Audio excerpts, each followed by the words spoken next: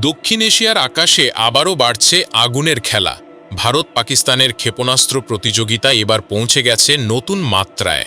তবে এবার শুধু পাকিস্তান নয়, চীনের দিকেও তোলা হচ্ছে নজর। দক্ষিণ এশিয়ার ক্ষেপণাস্ত্র প্রতিযোগিতা দিন দিন আরও উত্তপ্ত হয়ে উঠছে।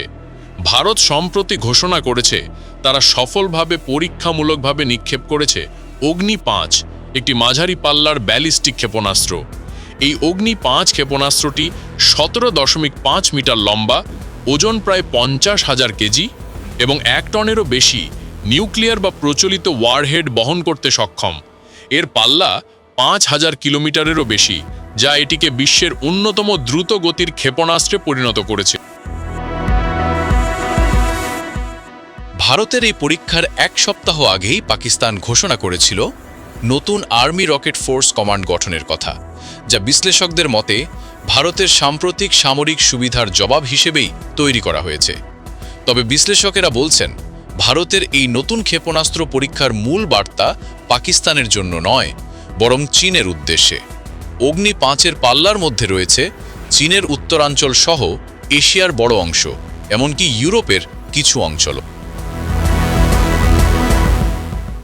ভারতের প্রধানমন্ত্রী নরেন্দ্র মোদীর চীন সফরের ঠিক আগে এই পরীক্ষা হওয়ায় কূটনৈতিক মহলে এর গুরুত্ব আরও বেড়ে গেছে। বিশেষ করে যুক্তরাষ্ট্র ও পশ্চিমা দেশগুলো ভারতের এই সামরিক অগ্রগতিকে সমর্থন করছে, যেখানে পাকিস্তানের কর্মসূচিকে তারা আশঙ্কাজনক হিসেবে দেখছে। অন্যদিকে পাকিস্তানও পিছিয়ে নেই। তারা সম্প্রতি প্রদর্শন করেছে ফাতেহ-4 ক্রুজ মিসাইল এবং আবাবিল ব্যালিস্টিক মিসাইল, যা MIRV প্রযুক্তি ব্যবহার করে একাধিক লক্ষ্যবস্তুতে একসঙ্গে আঘাত হানতে সক্ষম। তবে পাল্লার দিক থেকে পাকিস্তান এখনও ভারতের থেকে অনেকটা পিছিয়ে। বিশেষজ্ঞদের মতে, পাকিস্তানের ক্ষেপণাস্ত্র কর্মসূচি মূলত ভারতের বিরুদ্ধে প্রতিরক্ষা ব্যবস্থা তৈরি করতে কেন্দ্রিত হলেও ভারতের দৃষ্টি এখন আরও বিস্তৃত, বিশেষ করে চীনের দিকে। ভারতের লক্ষ্য কেবল আঞ্চলিক আধিপত্য নয়, বরং বৈশ্বিক শক্তি হিসাবে নিজের অবস্থান সুসংহত করা।